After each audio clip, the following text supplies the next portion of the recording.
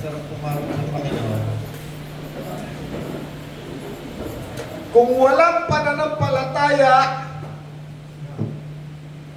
we cannot please God. Ano ba sa Tagalog yun? Hindi natin maluluwalhati ang Diyos. Sino kaya tagabasa ko ngayon? Rod, ikaw tagabasa ko muna. Kung walang pananampalataya, we cannot please God. Naniniwala kayo kung wala tayong pananampalataya? Hindi natin malulugod ang Diyos. Tama ba yun? Malulugod na to. Hindi natin mapapasaya ang Diyos. Rod, basahin mo Rod. Without faith, it is impossible to please God. Kaya tayo narito para yung ating pananampalataya ay lalo pang lumago.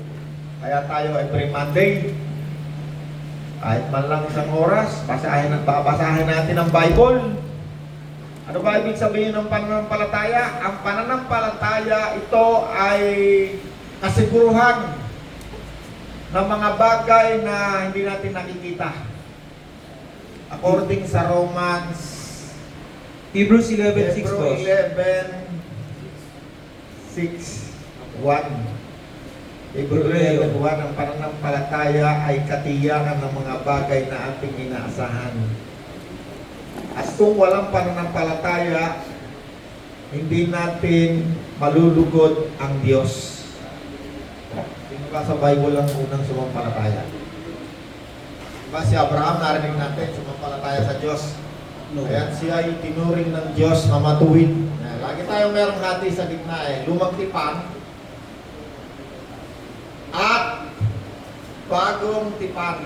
Lagi tayong nandyan sa bagong tipan. Sinong nakipagtipan sa atin? Sinong nag-initiate ng bagong tipan? Sabi ni Jesus nung siya akit na sa langit, ba meron siyang kinuha yung kopa? Sabi niya, ito ang bagong tipan, ito ang aking dugo na mabubuhos para sa katibayan ng panibagong tipan ng Diyos. Sino sa inyo nakipagtipan na sa Diyos? Pag gawin nakipagtipan, Tagalog, ano ba yung tipan tayo? Kasundo. Tayo na yung ginagamit yung tipan ginagamit yung salita na sa magsingiro kaya, di ba? Tayo na nagliligawan. Magsingiro ka nanay Pachi, yung magsingiro, ganyan ginagamit ito. Magkasama ba kayo, pastor, mag-girlfriend? Hindi pa. Kasunduan, tipanan. Pag ikaw merong katipan, meron tayong kasabihan Kahaba-haba man di ka ng posisyon yan sa simbahan din ang tuloy. Ibig sabihin nun, magsasama kayo habang buhay. Ang Panginoon, siya ang ating katipan. At isang araw, siya ay darating mabalik siyang muli at makakasama natin siya ng 1,000 taon. Kung aabutin tayo na nandito pa tayo, ano tayo? Pag wala na tayo rito, halimbawa magkatipan ng dalawa, no? Yung isa, inabot ng kamatayan, ililibing natin ang katawan ni pastor, yung kanyang kaluluwa at espiritu, pupunta kung saan naroon si Kristo. No? Sinasariwa lang natin kasi yan yung ating pananampalataya. Ililibing ang katawan, pupunta yung kaluluwa at espiritu kung saan naroon ngayon si Jesus. Ito namang isa, buhay pa. Pagbalik ni Jesus, ang unang bubuhayin yung katawan niyang namatay. Kasama ni Jesus yung kanyang kaluluwa at espiritu. Ama, sino nananampalataya pag namatay ka, pupunta ka kay Kristo? Ayan. Dalawang lugar ang pupuntahan natin Pag hindi mo nakilala si Kristo, una, pag wala sa iyo si Kristo, pag namatay ka, katulad ka nung isang taong tinuro ni Jesus sa aklat ng Lucas, pag ikaw ay namatay, yung kaluluwa mo ay pupunta sa daigdig ng patay. Yun namang katawan mo, kung pareho kayong namatay, pareho yung katawan sa sementeryo, pareho. Pero yung kaluluwa at espiritu, merong magkaibang direksyon na pupuntahan. Yung nananampalataya kay Kristo, pupunta kung saan ngayon si Kristo. Yung hindi nananampalataya kay Kristo, pupunta sa daigdig ng patay. At habang siya ay nandoon sa daigdig ng patay, kung hindi ka naniniwala sa lahat ng pinag-uusapan natin, habang nandoon ka sa daigdig ng patay, yung nandoon sa langit nakikita mo. Yung iyong senses gagana, ika nga ni Nanay Pachi, yung paningin, ay kita mo. Sinabi daw tenga, nakakarinig, nakakakita, yung pag-iisip mo. Ay, nako, andun pa yung aking tatay Obed. Sabi nga niya, yung mayaman, gusto bumalik eh. Kasi gusto niyang warningan yung mga nabubuhay. Babalikin ka ako. Pero hindi siya pinayagan na Nanay Pachi. Pero na ba kayong kilalang pinayagan? Ay, sa palagay ko, kung ako'y mamamatay at ako'y pupunta kung saan man, sa daigdig ng patay, ito lang po, doon ako sa Panginoon eh. Baka gusto ko rin bumalik. Panginoon, babalikin mo ko. Marami pa akong mga kamag-anak na hindi pa sumampalataya sa iyo kasi ayaw nila. Para malaman nila kung ano meron dito sa lugar mo. No? Yun naman nando sa daigdig ng patay, gusto rin bumalik. Ay mahirap ka rito, mainit, nag-iinit, naghihirap ka ako rito. Sabi sa kanila ng kausap nila ron sa langit, huwag ka nang bumalik. Hindi ka nila pababa, hindi ka nila paniniwalaan kahit ikaw ay bumalik pa. Eh kasi yung ang buhay na nagbabasa ng Bible, sabi niya, hindi nga sila naniniwala ron eh. Patuloy sila sa paggawa ng kasamaan, hindi sila nagsisi. So mahalaga, kaya tayo nga narito sa loob man lang ng isang oras. Una, nagpupuri tayo sa Panginoon. Awit. Sino sa inyo na sumamba sa Panginoon? Yung pag-awit, sa paraan niya ng pagsamba. Kasi yung kaluluwa mo kasama mo sa pag-awit. No? Sabi ng salita ng Diyos na pinag-aaralan natin, sampahin natin ang Diyos ng buong kaluluwa. Buong kaluluwa. Sino sa inyo ang nagsamba sa Panginoon nga sa pamamagitan ng pag-awit? Gawin nyo yan. Araw-araw, pwede kayong umawit sa Panginoon. Ako, kahit gising ako, kahit nagdadrive ako, umawit ako sa Panginoon. Yung isip ko, yung kaluluwa ko, lagi nakikipag-usap ako sa Panginoon. Doon ko na-realize na ang Diyos pala nakakausap talaga. Totoo! At sumasagot din ang Diyos. Malimit sa pamamagitan ng mga pangitain, yung mga vision, minsan pangarap, nananaginip ka. Minsan nakikipag-usap ang Diyos. Marami dito sa Bible, nakikipag-usap ang Diyos sa tao. Kaya lang kumisan, hindi siya maintindihan ng mga tao. Kaya nung si Jeremias ay tinawag ng Diyos ang unang tinuro sa kanya ng Diyos paano siya kausapin ng pamamagitan ng panaginip, ng mga vision. Sabi ng Diyos, ano nakikita mo, Jeremias? Diba sabi ni Jeremias, nakakita po ako ng parang mga puno na, ano pa nakikita mo? Nakakakita po ako ng kaldero na may kumukulong laman at nakatagilid sa gawing hilaga. Sabi ng Diyos sa kanya, tama ka, sapagkat titiyakin ko ang salita ko'y mangyayari. Sabi niya, tatawagin ko ang mga tao sa hilaga at wawasakin ng lugar na yan. Ang Diyos nakikipag-usap sa maraming paraan. Saan na budget? Sa scripture, ito ang pinakamabisang paraan. Dito malimit nakikipag-usap ang Diyos. Kahit sinong tao kayang kausapin ng Diyos. Yung hari ng Babylonia ba yun? Diba, giniba yung Jerusalem, pagkagiba, sumunod na hari ng emperor, sino ba ito? Kinausap ng Diyos Tayo mo muli yung templo. No, si Cyrus, masamang tao pa. Sa pamamagitan ng panaginip, kinausap siya ng Diyos. Si Jose, kinakausap siya ng Diyos. Tayo, kinakausap din tayo ng Diyos. Kaya lang, kumisan, hindi natin na-realize na ang Diyos nakikipag-usap sa atin. Lalong-lalo na pag may ginagawa tayong masama. Pag-usap ang Diyos sa atin, sinasaway tayo. Kaya sabi sa aklat ng awit, kung sana ikaw ay nakinig sa akin, sabi ng Diyos, marami pa akong ituturo sa iyong kamang-hamang na bagay. No? Una, nakikipag-usap ang Diyos pag tayo sinasaway, pag ginagawa tayong masama. Halimbawa, si engineer nagsusugal yan, o kaya naman may ginagawa yung kabuktutan. Pag-usap ang Diyos sa'yo. Pansin nyo, minsan may gagawin kang masama, tapos may lumalaban sa isip mo. No? Atay, napansin mo, minsan may gagawin kang masama, tapos parang merong lumalaban sa aking pag-iisip. Ang tawag nila na konsensya. Nakikipaglaban sa iyo na yan, yung tinatawag mong konsyensya. Kasi, di ba napag-aralan natin dito sa ating pinag-aralan sa Book of Genesis, ang tao ay nilagyan ng Diyos ng Espiritu. Di ba? At tandaan nyo yun, sa Genesis, balik tayo konti. Genesis chapter 1, Ang Diyos ay Espiritu. At hiningihan ng Diyos ang tao at sila'y naging mga buhay na kaluluwa. Kaya lang nang dumating na yung Diablo, sila'y namatay. Ibig sabihin ng namatay, nawalay sa Diyos. Namatay, nawalay.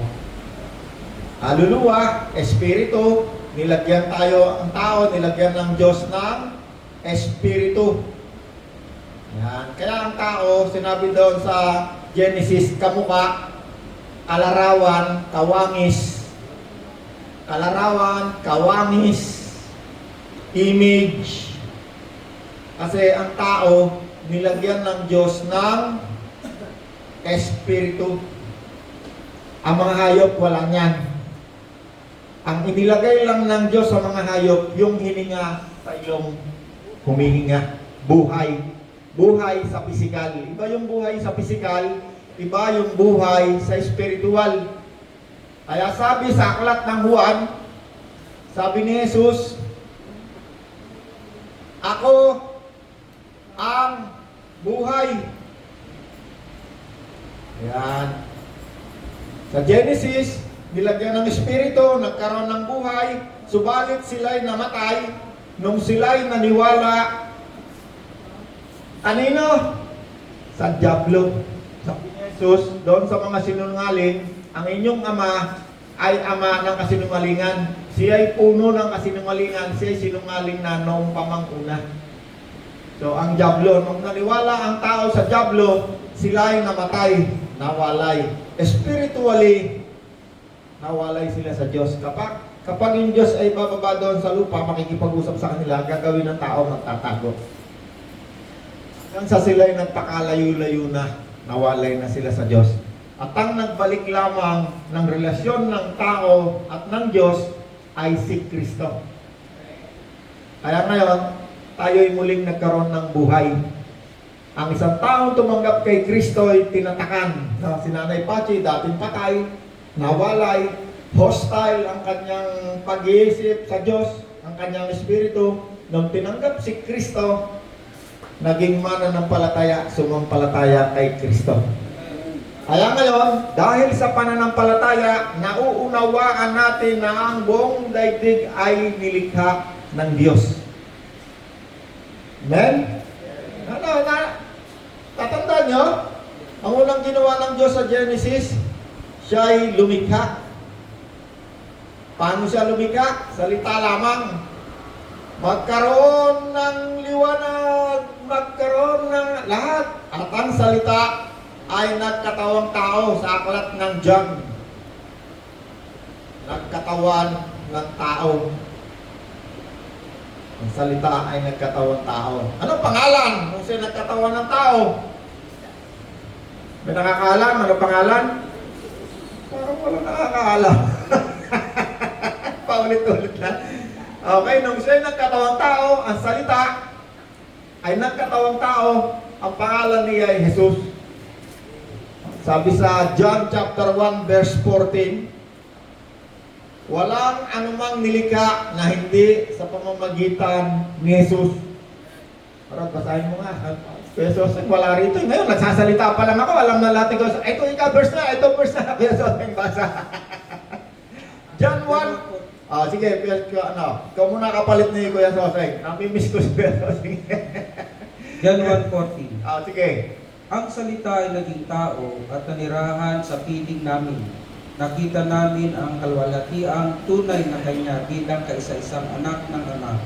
Siya ay puspos ng kagandahang loob at ng katotohanan. Nagpatotoo si Juan tungkol sa kanya. Sinisigaw niya, siya ang tinutukoy kong ng aking sabihin. Ang darating na kasunod ko'y higit kaysa akin sapagkat siya ay naroon na. Hold, tama na. Okay. Katawang tao. Jesus ang pangalan ng Nanay Pachi. Kaya nung kami nakakausap ng isang linggo, pangalan daw ng Diyos niya, Yahweh. Sabi ko, taga mo na.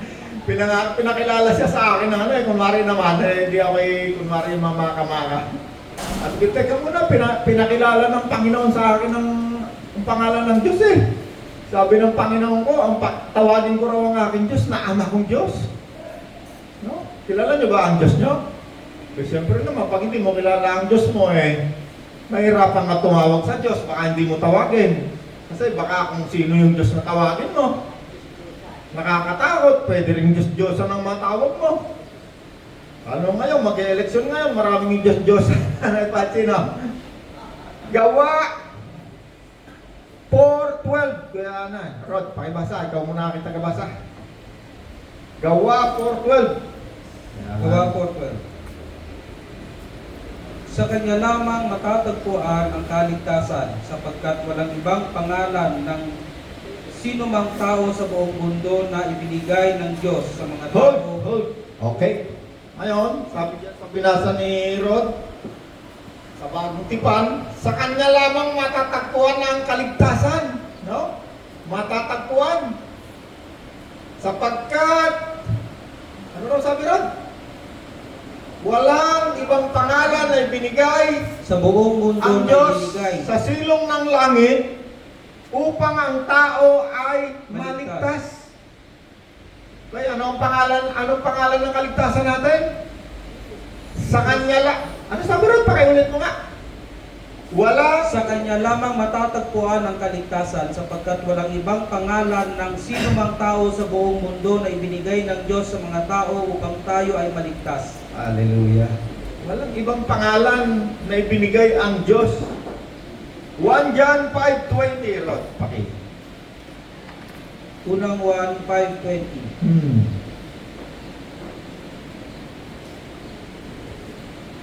Unang 1:5:20. At nalalaman nating naparito na ang anak ng Diyos at binigyan niya tayo ng pag-unawa upang makilala natin ang tunay na Diyos, at tayo'y nasa tunay na Diyos. Sa kanyang anak na si Jesucristo, siya ang tunay na Diyos at buhay na walang hanggan. Okay. Buhay na walang hanggan. Ano sabi ron sa binasa ng Diyos? Ni Herod, tayo'y nasa tunay na Diyos. Ulit, Herod. At nalalaman nating naparito na ang anak ng Diyos. Naparito na ang anak ng Diyos, siya yung salita na nagkatawang tao, naparito na ang anak ng Diyos. At binigyan niya tayo ng pangunawa upang makilala natin ang tunay na Binigyan Diyos. niya tayo ng pangunawa. So kung hindi tayo bibigyan ng Diyos ng understanding, hindi natin maunawaan. Amen. Okay, sige tuloy pa. At tayo'y nasa tunay na Diyos. Tayo'y nasa tunay na Diyos Sa kanyang anak na si Jesucristo. sa kanyang anak na si Jesucristo. Jesus. Ayan. Hindi naman kailangan paliwanag na yan, ano? Kailangan mo ba ipaliwanag yung Tagalog na yan? Kalinaw-linaw naman yan, no? Baka pag paliwanag ko yan, lalo pa lumabo yan. No? Naintindihan nyo yung ating... Naintindihan nyo? Kasi ang Bible, kung isa niya, pag binasa mo, wala nang paliwanag pa na mas liliwanag pa dyan sa salita ng Diyos. Hindi mo po pwede nang debatihin ang salita ng Diyos. Pag yan ay nagsalita na, yan na yung totoo. Period na yan. Kahit ano pa yung sabihin mo, yan na yung diretsong salita ng Diyos. Kasi salita na ng Diyos yun eh. Pag dinibati mo yan, di dinidibati mo, Diyos, sige, dibatihin mo yung Diyos. Hindi na ako magsasalita dyan. Ano sabi? At nalalaman natin na tayo'y nasa tunay na Diyos. Huh? Siyempre, sabi ni nanay, mayroong hindi tunay. Marami nga ngayong politiko, dinidiyos ng tao, ano tayo? Pinapanginoon. Oh. Kaya ano sabi doon sa ating binasa na iisa lamang ang Diyos, ang Ama, na siyang lumikha sa lahat ng bagay, iisa lamang ang Panginoon. Nasa pamamagitan niya'y nilikha ang lahat ng bagay. Kasi pagka meron kang hawak-hawak na doktrina, di ka makakawala dyan. No, sasabihin mo, naku po, kami, ang Diyos namin, isa lang eh. Basahin mo, Rod, isa lamang ang Diyos. At tayo'y nabubuhay para sa Diyos. Isa lamang ang Panginoon. Sa pamamagitan niya'y nilikha ang lahat ng bagay, Genesis. Sa pamamagitan naman ni Jesus, tayo'y nabubuhay ngayon. Basa, Rod, verse. Para may mga verse. Diyan nabubuhay yung mga doktrina ng maraming mga relihiyon. 1 Corinthians chapter 8 verse 1 Corinthians 8, 6. Ngunit para sa atin 8:6. Ngunit para sa atin, ay may iisang hold, Diyos. hold. Sino yung atin? Sino yung tayo? Yung mga sumampalataya kay Kristo. Kasi maraming tao, maraming Diyos. May Diyos Ama, may Diyos Ina, may Diyos Pang-anak. Ang daming Diyos. Pero sa Bible, ang nakasulat, iisa lamang ang Diyos. Sige Rod, tuloy mo Rod. Para sa atin na tumanggap kay Kristo, sumampalataya, isa lamang ang Diyos. Ngayon, kung hindi ka tumampalataya kay Kristo, malamang meron kang iba-ibang Diyos. Sa Bible, maraming Diyos. Maaring wala kang Diyos. Sa Bible, maraming Diyos eh. Diyos ika yan ng giyera, ito ikang sa kabila, ito ikang amin, Diyos ika ito ng kagubatan, ito ikang isa. Diyos namin ika, Diyos ika ng kapatakan, kaya ika dito tayo mananalo sa kapatakan.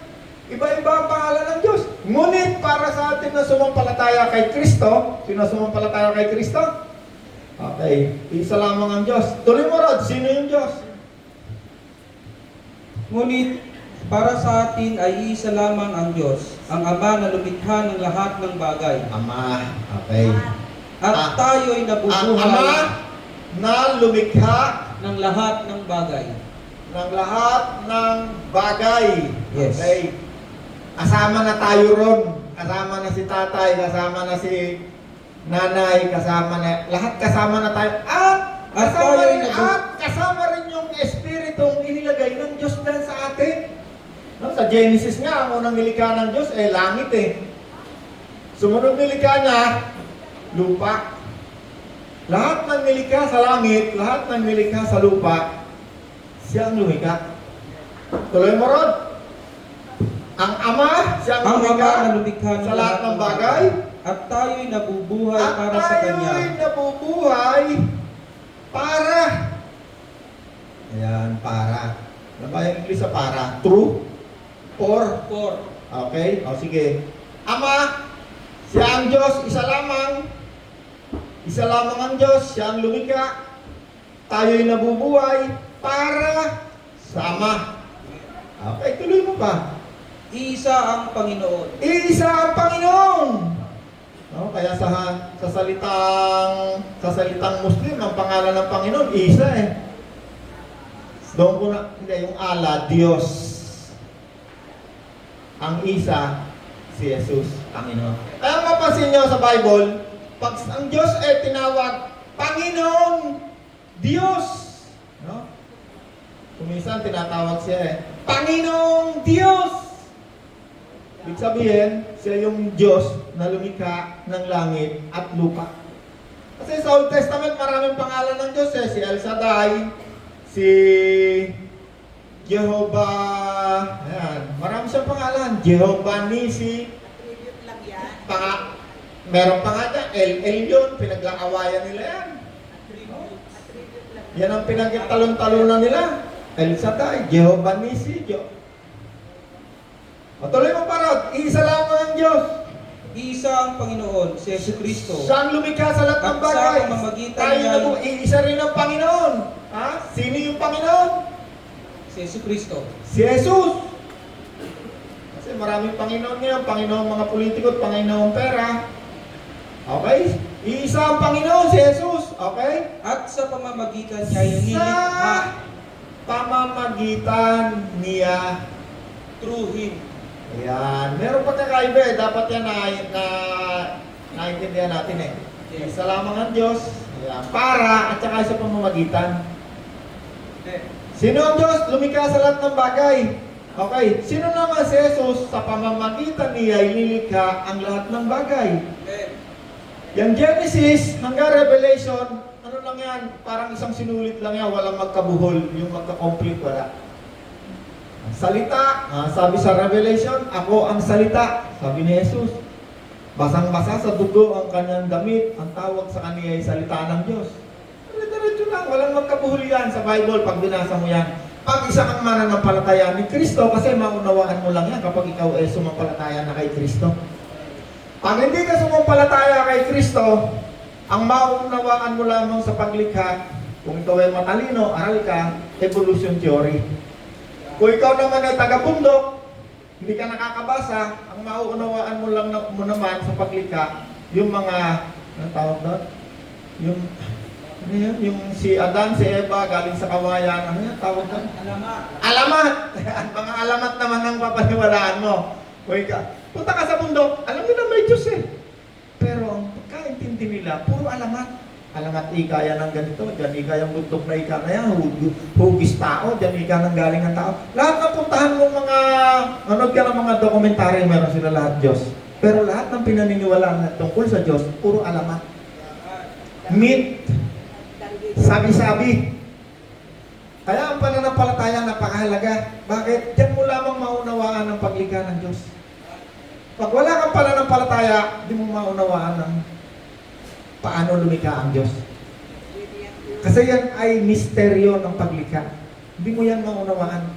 Pag tinanggap mo si Jesus, doon mag-uumpisa ang pananampalataya. Ang tawag sa iyo ay isang mananampalataya. Kaya si Abraham, meron siyang isang uri ng pananampalataya. Monolithic. Siya ay sumasampalataya sa isang Diyos na lumikha ng langit at lahat ng bagay na naririto. Tayong mga Kristiyano, ganun din tayo. Tinan nyo nung nananalangin yung mga apostol, nung sila pinapatigil, huwag kayo, papatayin namin kayo. Nanalangin sila, sama-sama. O Diyos na lumikha ng langit at ng lupa at ng dagat at ng lahat ng naririto, bigyan mo po kami ng katapangan. Bigyan mo po kami ng kapangyarihang magpagaling. Oh, lumindol. Nayanig ang lupa. Ano, basa na na, saklat ng aks, ng gawa. Nanalangin ng mga apostol kasi inuusig sila eh. No, si Pedro, kinulong, no, inalpasan ng anghel, tatakot nila, nanalangin sila, bigyan mo po kami ng katapangan. Hayaan mo po ang aming mga kamay ay magpagaling. Sapagkat ikaw ang Diyos na lumikha ng langit, ng lupa, ng dagat, at ng lahat ng naririto. Nakita nyo, pananampalataya ng mga apostol, monolithic, isang Diyos.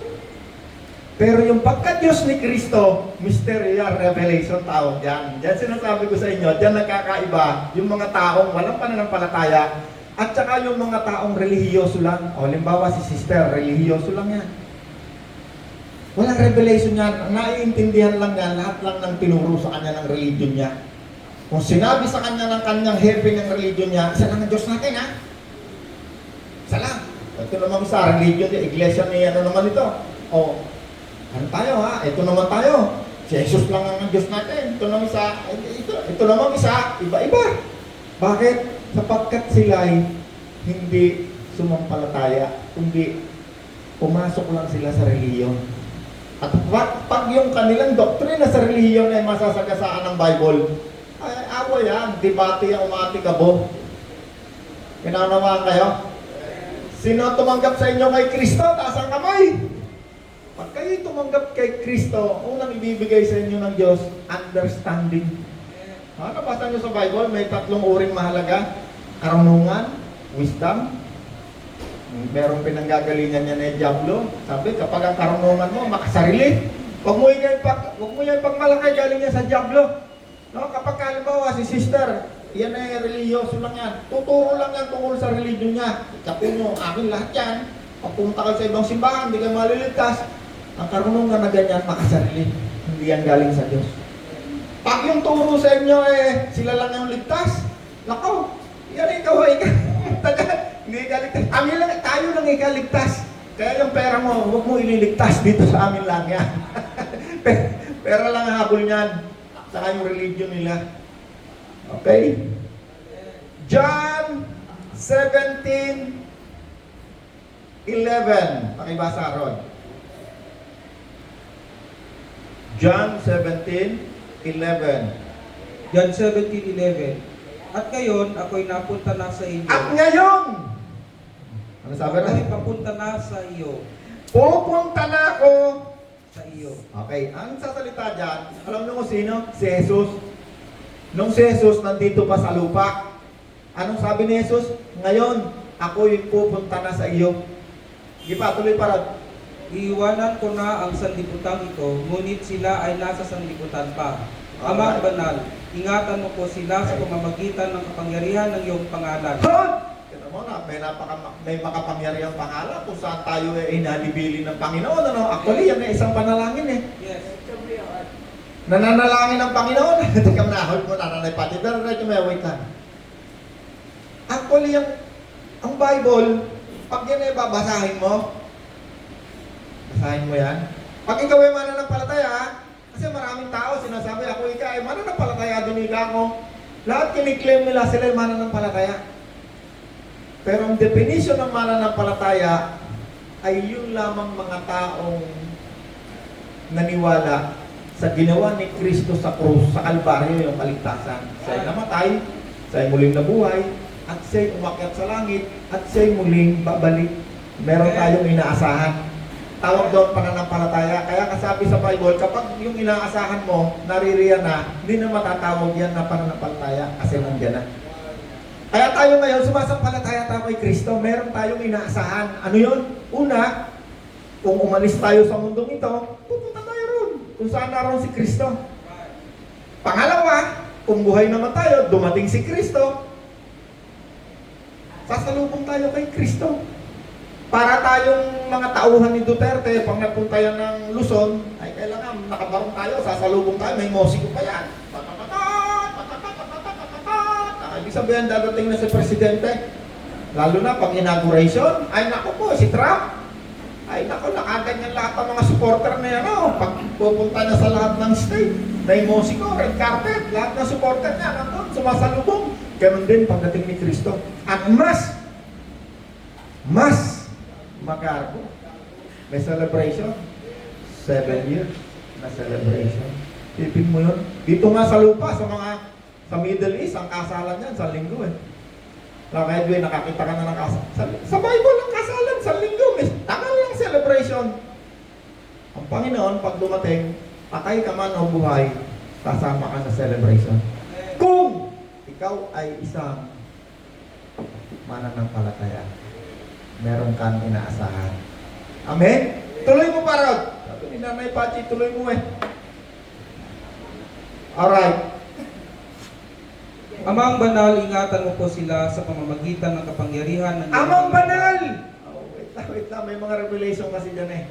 Kaya sabi, mananampalataya. Ibig sabihin ng revelation, mayroong kapahayagan. Sinong pinagpapahayagan? Yung sumampalataya. Sabi ng Panginoon, amang banal. Bakit amang banal? Bakit dito sinasabi si Jesus ay anak ng Diyos? Siya ay tunay na Diyos. Kasi meron diyang revelation na mahirap ipaliwanag. Alam niyo yung tinatawag na misteryo. Alam niyo yung definition ng misteryo? Hindi may papaliwanag sa siyensya. Si Jesus ay lumakad sa tubig. Sige nga, paliwanag mo sino matalino ritong eksperto sa science. Beyond science. Sinasaway ni Jesus ang nature, yung bagyo. Sino makakasaway? Wala. Pinanganak ng birhen. Sino magpapaliwanag sa siyensya? Hindi pwede mangyari yun. Pero naunawaan natin. Bakit? Kapagkat si Kristo nandito sa atin, nagre-reveal siya ng mga misteryo. Kaya sabi ni Nanay Pachi, paano pa? Ano pang umrihin ng revelation ginagawa ng Diyos? Bible. Ayan, nakita niyo yung revelation niya, no? Yan nagre-reveal. Ang Diyos. No? Maraming mga revelation, maraming mga paunawa ang Diyos na hindi nauunawaan ng isang religyoso lang. Kaya nga siya pinatay eh. Kaya si Jesus pinatay eh, kasi marami siyang tinuturo ng mga revelation sa mga tao na wala sa religion. Pag sinabi ni Jesus, Pachi, pag hindi mo kinain ang aking laman, hindi mo ininom ang aking dugo, wala kang buhay na wala hanggan. Kaya itong mga religion ng panahon ng Panginoon, Pariseo, Saduceo, kung panahon natin ngayon yan, maaaring yan ang Katoliko, yan ang yung malalaking relihiyon, kung ano yung nasa libro niyan, kung ano yung nandun sa kanilang tawag doon, yung religion na, Blue Book, doctrines, hindi ka pwedeng umalis dyan. Puputulang ka ng ulo dyan. Alam niyo ba, anong araw dito sa Pilipinas, Katoliko lang religion dito, wala nang iba. Kahit sa maraming bansa, Katoliko lang.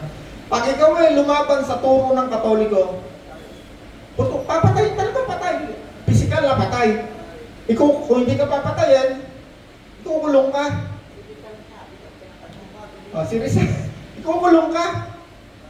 Kaya nagkaroon ng Amerika, kasi yung mga tawag doon, pag lumalaban sa Katoliko, Protestant ka, no? Merong dambuhalang relihiyon sa Europa, at saka dito sa Espanya. Pag ikaw ay lumaban dyan, kung hindi ka patay, kulungan. Napuno na yung kulungan. Ang ginawa nila, dahil puno na yung kulungan, sige, dinala sila doon sa City of York, New York. Kaya lang Amerika, nag-develop yan eh. Lahat ng mga protestante sa Europa, dinala dyan. Kaya ang tawag sa Amerika, Land of the Free. Kasi yung mga nakakulong doon sa Europa, sa buong Europe, dinevelop nila yung Amerika. Kaya kailan lang naging bansa yung Amerika eh? Okay, tuloy mo parod. Amang banal? No, nanalangin ang Panginoon eh. Amang banal? Amang banal. Hold rod. Hold lang. Hold rod ba sa isang araw da? Kasi may mga revelation eh. Nagtuturo ang Panginoon sa atin ngayon. Hindi naman ako nagtuturo sa atin eh. Actually, itong mga tinuturo ko sa inyo, karamihan yan, hindi ko yung pinaplano eh. Pagdating dito, sabi ko, ang panalangin ko, Lord, ikaw magtuturo. Hindi ako. Kasi kung ako lang, ituturo ko lang sa inyo kung ano lang yung gusto kong ituro sa inyo. Pagdadating natin dito, kahit ako mismo natututo ko. Bakit? Kasi ang Panginoon ay nagre-reveal, nagtuturo. Paano natin ang Panginoon? Kaya ano sabi ng Panginoon? Amang banal. Bakit tinawag ng Diyos ang Diyos Ama? Amang banal. Alam niyo ang Panginoon, hindi yan nagturo ng kahit anong El Shaddai, El Elyon, hindi. Tinuro lang niya sa atin dito sa Bagong Tipan, tawagin niyo ang Diyos, ating Ama. Ama. Bakit? Ama. Bakit? Pag tinanggap mo si Jesus bilang Panginoon, ikaw automatic nagiging anak ng Diyos. At sino sa inyo naniniwala anak pa rin siya ng demonyo? Binabaligtad ko minsan eh. Alam niyo yung dictionary? Basahin mo yung dictionary, maghanap ka ng definition.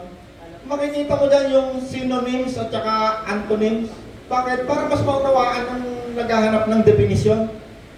Kasi, yung Bible, pag yan ay inugat mo sa mga original na salita, mas lumalalim ka, mas maliligaw ka. Walang salita sa Bible na hindi maunawaan ng isang taong mananampalataya. Wala. Bakit? Lahat ng salita dyan, pag ginamit sa pangungusap yan, meron niyang napakalinaw na definition. Pag hinanap mo dyan sa Hebrew, sa Greek, lalo mamalibla, kaya sila nagbabanatan, nagsasabunutan sila dyan eh. Kasi gusto nilang maunawaan ko ano yung literal na mga salita. Ang Diyos, pag yan ay nagturo, in a way na hindi kayang unawain ng marunong. Kaya nga sinabi ng Diyos eh, winalang halaga mo ang karunungan ng marunong. Ako di ako marunong eh. Sabi nga ng iba, Carola, siguro napakadami mong koneksyon, ano? Kasi yung negosyo mo, lahat ng malalaking isda, si SM, si Bilyar, lahat ng mga negosyo niyan, napasok sa RCPJC eh. Pag sabi kayo kahit sinong tao dito sa Pilipinas, ka-negosyo ko, bakit na marami? Pero lang siguro ito napakalalim ng ano mo, no? Ng connection mo. Hindi ako sa isip-isip ko. May talaga akong malalim. Yung lumikha ng langit at lupa. Pag sinabi mong gano'n, wala na, hindi na nila kayang abutin yun. Wala na sila ron, bagsak na sila ron, hindi na nila kayang abutin ang isip nila yun. Pero bakit naunawaan ko yun? Sapagkat ako'y sumampalataya kay Kristo. Binigyan niya ako ng pangunawa. Hindi lamang karunungan. Karunungan na galing sa Diyos, hindi karunungan galing sa Diablo. May karunungan din galing sa tao. Yan, yung mga bulubog na yan. Karunungan yan, mga doctorate degree gumawa niyan. 1 Corinthians 3:19. Sige, tuloy, Rod. 1 Corinthians 3:19. Alright. Sapagkat ang karunungan ng sanlibutan ito ay kamangmangan sa paningin ng Diyos. Gaya ng nasusulat, hinuhuli niya ang marurunong sa kanila ring katusuhan. Okay. Tanong nyo, no? Mga sinasabi ko, nakasulat sa Bible eh. Kaya kayo natutuwa dyan kay Jesus, nagsasalita pa lang ako, itong verse yan, parang computer. Nabasa ka ako, kaya Jose. Ako hindi ako matandaan sa mga verse eh. Kasi ang original na Bible, wala yung number. Walang number yan. Tuloy-tuloy lang yung gano'n yan. Pero, kung ikaw naman ay natatandaan mo, edi mas maganda para hindi mo na kailangan si Jose. Ay, naku po. Tuloy mo rin yung John 17:11. Ngunit ngayon, ako ay pupunta na sa iyo. Si Panginoong Jesus ang nagsasalita rito, nananalangin siya. John 17:11. Iniiwan ko na, John 17:11, ang sanlibutan ito. Ibinigay mo na sa akin. Ngunit sila ay nasa sanlibutan pa, amang banal. Amang banal. Ingatan po ninyo sila sa pamamagitan ng kapangyarihan ng iyong pangalan. Ingatan mo po sila sa pamamagitan ng kapangyarihan ng iyong banal na pangalan. Ang pangalang Ang ibinigay mo sa pangalan akin, na ibinigay mo sa akin. upang kung paanong ikaw Upang at kung ako paanong ikaw at ako, hold muna, Rod. Kasi ang bawat salita ng Panginoon, hindi kailangan ng Panginoon magsalita sa isang tao ng napakaraming salita. Isang salita lang ng Panginoon, sapat na yan para magkaroon ka ng revelation sa Kanya. Kaya sabi ng Bible, dilig-diligin mo ang salita niya. Ang salita ng Diyos, pagkain ng kaluluwa. Amen. Kaya sinabi ng Panginoon, pag hindi mo kinain ang aking laman, kasi ang laman, salita, lumilika, nagkatawang tao. No? Pag hindi mo kinain ang aking laman, maraming tao, hindi laman ni Kristo, hindi salita ni Kristo na may revelation ang kinakain. Ang kinakain lang nila ang pinapakain sa kanila ng kanilang ina. Tawag sa simbahan, Mother Church. Hindi ko sinabing hindi okay yun, okay yun. Ang simbahan, dadalahin ka lang niyan para ikaw ay tumayo. Pero hindi ka niyan dadalhin sa langit.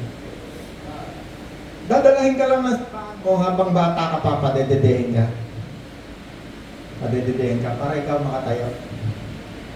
Pero hindi ka dadalhin ng kahit anong simbahan sa langit. Ang magdadala lang sa iyo sa langit, si Kristo. Amen? Pag ikaw nanatili ka lang doon sa loob ng simbahan mo, kahit anong sekta ka pa, revelation, hindi ka makakaintindi niya. Kasi pagbabangga na yan sa doktrina ng simbahan mo, lalapanan na yung isip mo, ikukulong ka ng doktrina. Kaya sabi ni Jesus, ang Mother Church mo, yan ang magpapakain sa iyo. Pero ako naman ang magpapalaya sa iyo. Ang katotohanan, ang magpapalaya sa atin. Palapakan natin ang Panginoon. Binibigyan tayo ng Diyos ng revelation. Ulit, Rod, doon ulit sa pinutol mo. Amang banal. Amang banal, ingatan mo sila sa pamamagitan ng kapangyarihan ng iyong pangalan. Ang pangalang ibinigay mo sa akin. Ibinigay mo sa akin. Upang Hold lang. Maraming revelation na isang Panginoon pag yan nagsasalita. Nagpapaliwanag yan. Kapag ang Diyos, kapag si Kristo kasama mo, pag kasama mo si Kristo, basa ka ng Bible. Ako pag kami nagbabasa ng Bible, pagbasa mo ng revelation ng Panginoon. Amen. Maapaw. Bakit? Ang nagtuturo si Kristo. Merong nang sa akin ng asar. Roland, naku, makakaligaw ka. Maliligaw ka sa ginagawa mo yan. Wala nang tuturo sa'yo. Magiging kang kulto. Sabi ko, may wala narinig sa'yo. Pag nakinig ako sa banal na espiritu, ang dakilang guro, magiging akong kulto. Ba't ako natututo lalo ako magmahal sa mga tao? Natututo ako lalo magmahal sa aking mga kapwa, sa aking asawa, sa aking pamilya. Nagiging ako mabuting tao, mabuting Kristiyano. Bakit ka ako kayong mga reliyoso, lagi na lang pera gusto nyo kunin sa mga tao? Ay, ano po? Amang banal, ingatan mo sila sa kapangyarihan ng iyong pangalan. Ano sabi? Ingatan. Ano sabi, Nanay Pachi? Ingatan. So, sino nag-iingat sa'yo, Nanay Pachi? Inaipingin ka ng Panginoon eh. Kanino? Sa amang banal. Sa pangalan ng amang banal na binigay ng Ama kay Jesus. O, ngayon, iningatan. O, huwag muna tayo sa pangalan, doon muna tayo sa salitang ingatan. Kasi maraming revelation yan eh. Pagka nakarinig ka, gusto mo yung iyo agad ang gusto mong isaksak eh. Ang revelation ng Panginoon, ingatan. Ngayon, ako yung iningatan ng Diyos. Kaya sabi ng Diyos, kapag ikaw ay niligtas, wala kang mapagmamalaki. We are saved by grace through faith so that no one could boast. Maraming tao, naku, kailangan ko ingatan ng aking kaligtasan. Kailangan ako ingatan. Kaya wala na ako iniingatan. Bakit? Sapagkat ako inalibili ng aking Panginoon sa kanyang Ama. Sino ngayon ang nag-iingat sa akin? Ako ba? Hindi. Ano na lang ang gagawin ko? Di lalakad na lang ako ng pakembot-kembot na ganyan. Hallelujah! Hallelujah! Praise the Lord! Praise the Lord! Oh. Masayang masaya. Walang pressure. Walang takot. naku, kailangan ingatan ko itong aking kaligtasan kasi baka bukas pagising ko, ako ay nasa impyerno na. Very secure. Ang pundasyon ko'y pulido. Solid na ba to? Hindi na mahuhulog. Wala nang kinatatakutan pa nga ako'y mahuhulog pa. Ako na pupunta pa ako na impyerno na iingatan ko pa sarili ko. Wala na. Susunod na lang ako sa Panginoon. At yung pagsunod na yan ay katulad ng agos ng ilog. Walang pressure.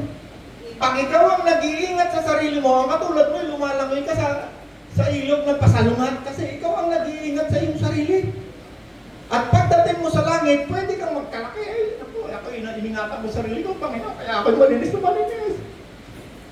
Walang nag-iingat sa atin, kundi ang Diyos. Sinong Diyos? In-specify ng Panginoon eh. Ingatan mo sila. Kaya tayo, bukang bubig natin, Jesus, in Jesus' name, sa pangalan ni Jesus. Parang nakarang linggo, sabi ni Jesus, humingi kayo sa aming pangalan. At gagawin ko ito para sa inyo upang kayo'y maging masaya. Boss, basahin ko po ito. Oo, babasahin ko yan. Sige, Rod. John 10:14. Okay. Ako nga ang mabuting pastor. Kung paanong kilala ako ng Ama at siya'y kilala ko, gayon din naman kilala ko ang mga tupa at ako namay kilala nila.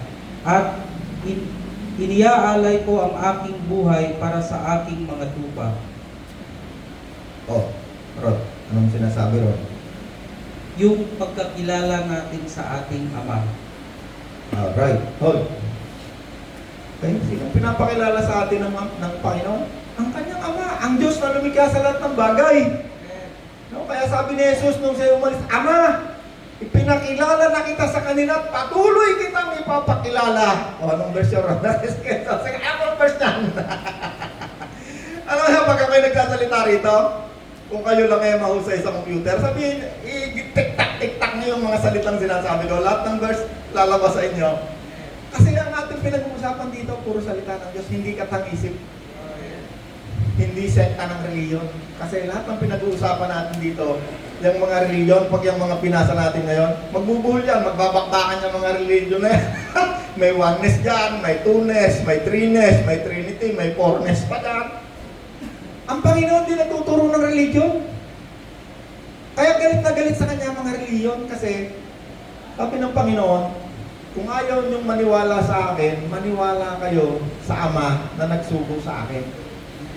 Bakit? Kasi ang Panginoon, yung ginagawa niya, hindi kayang gawain ng tao. Iba naman patay, bubuhayin pa. Ilang beses nang bumuhay ang Panginoon, yung ba naman tao, libo-libo, pakakainin niya. Isang piraso, 3 pirasong isdang malilingging. Maraming ginagawa si Kristo na hindi kayang unawain ng pag-iisip. No? Yung normal na pag-iisip lang. Pero pag si Kristo nasa sayo, lahat ng ginagawa ni Kristo maunawaan. Kaya mong unawain. Bakit? Ang salita ng Diyos ay very sharp, matalas. Ang salita ng Diyos ay napakatalas. Ito'y nakakapag-separate ng espiritu, kaluluwa, at katawan. Kung wala ang salita ng Diyos, ang Bible, hindi natin maunawaan ang tungkol sa espiritu. Tungkol sa kaluluwa ng tao, hindi mo yan maunawaan. Ang maunawaan lang natin kung ano yung nakikita natin. Pero dahil sa salita ng Diyos, sino ang salita ng Diyos? Si Kristo. Yung Espiritong naririto sa atin ngayon, ang tawag, Holy, Banal. Ano kaya tinawag siya? Holy Spirit. Espiritu ni Kristo. Kaya sabi ni Kristo, huwag kayong mag-alala, di ko kayo iiwanan. Ako ang mabuting guro. Pag ikaw nagpaturo ka kay Kristo, una mong makakalabar ang religion mo. Kasi sasalangsangin niya ng religion. Ang religion kasi nakalibro yan. Pag ang religion mo, halimbawa si pastor, nasa isang sekta ng religion niya, lahat lamang ng nakasulat sa blue book niya, yan lamang ang paniniwala niya. Pag yan ay umalpas dyan, tugi yan sa religion niya. Hindi yan bibigyan ng sweldo. Kaya natakatakot yun ng sweldo. Hindi niya alam, pag umalis siya sa religion niya, pumunta siya sa Diyos, ibubuhos ng Diyos ang resources niya sa iyo. Hindi kayang unawain. Ito lang, bakit mo totoo ba siya sa... Sabi ako, lahat ng bagay na binibigay sa akin ng Diyos, hindi ko kayang isipin paano nangyari, saan ang galing. Ang alam ko lang, sumunod ako sa Diyos. Pero yung religion ko, Ngayon lang ako nakarinig na excommunicate. Nakarinig. Hindi ko nga alam ano ibig sabihin ng excommunicated eh. No? Binawalan ako sa aking religion. Hindi ka pwedeng pumasok dito ngayon. Mula ngayon, hindi ka na pwedeng pumasok. Bakit? Guardia, hindi ako pwede. Kasi baka maniwala sa tinuturo ko yung mga tao, mawawalan daw sila pera. Hindi nila alam. Pag nakinig sa akin tinuturo yung mga tao sa kanila simbahan, lalong bubuo sa kanila pera. Kasi ako, pinuhos ng Panginoon sa akin ng pera, lalo ako nagbigay, lalo ako naging masaya eh. Hindi ko kaya isipin paano nangyari. Ang alam ko lang, sumunod ako sa Panginoon. Hindi ako natakot sa tao. Bakit ako matatakot sa tao? Hindi ba sila nagpapakain sa akin? Maaaring wala akong mukha sa kanila. Tingin nila sa akin ay demonyo, may buntot, may sungay, maaaring yun talaga tingin nila sa akin. Kasi pag ikaw ay sumusunod kay Kristo, makakatulad mo si Kristo. Ano sabi ng religion sa Panginoon? Ang iyong ama, demonyo. Ikaw ay napaparaning. No? Sinabihan siya ng mga Pharisee, Sadducee, mga leader ng reliyon. Ang iyong amay demonyo, isa kang kulto. Kaya pag ikaw ay sumunod kay Kristo, huwag ka nang magtaka na ikaw ay itutulad nila kay Kristo. Kasi sinabi ni Kristo kapag kayo sumunod sa akin, kayo hahamakin. Pagtatawanan, lilibakin. Pero ikaw ay magsaya, sabi ni Jesus. Sapagkat ibinigay na sa akin ang lahat ng kapangyarihan. Sabi niya, huwag kang matakot. Magsaya ka. Sapagkat ibinigay na sa akin ang lahat ng kapangyarihan dito sa lupa at maging sa langit. Ano pagkakatakot natin? Nasa Panginoon na palang kapangyarihan. Ano pa bang iingatan ko sa sarili ko? Wala naman akong kayang gawin sa sarili ko. Wala naman akong kayang iingat. Ibinigay ko na ang buong tiwala ko sa Diyos. At Lord, bahala ka na sa akin buhay. Kahit nga, kumisan nga, ayaw ko lang sabihin sa inyo, kahit nga yung mga gamot-gamot na yan, di ako naniniwala din. Bakit? Sapagkat ang Diyos ang nag-iingat sa akin, spiritual maging physical. Eh kung di lang ako sinasabihan ng asawa ko at mga anak ko, paano ka, injection ka, uhulihin ka ng pulis. Sabi ko, okay lang yan, marami akong tuturuan doon sa loob ng kulungan. Tignan nyo, COVID. Madalang na madalang sa atin nagkaroon ng COVID. Pero kahit minsan, hindi tayo tumigil sa Bible study. Parang natatandaan ko, isang beses lang, buong panahon ng COVID, dalawang beses lang. Tinan nyo, hindi tayo nawalan ng trabaho. Ang daming mga trabaho, masarado sila, palakpakan natin ang Panginoon. Tayo, panahon ng COVID. Dalawang beses lang palagay ko, natandaan ko na talagang puli, Di ba mabuti ang Diyos? Amen! Amen! Tayo lang. Ikaw ang hari, ang tagapagligtas. Banal mong pangalan, aking itatawag, Panginoon Jesus.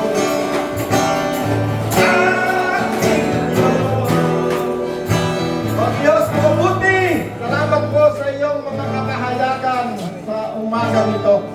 Pagpalain mo po ang lahat ng taong naririto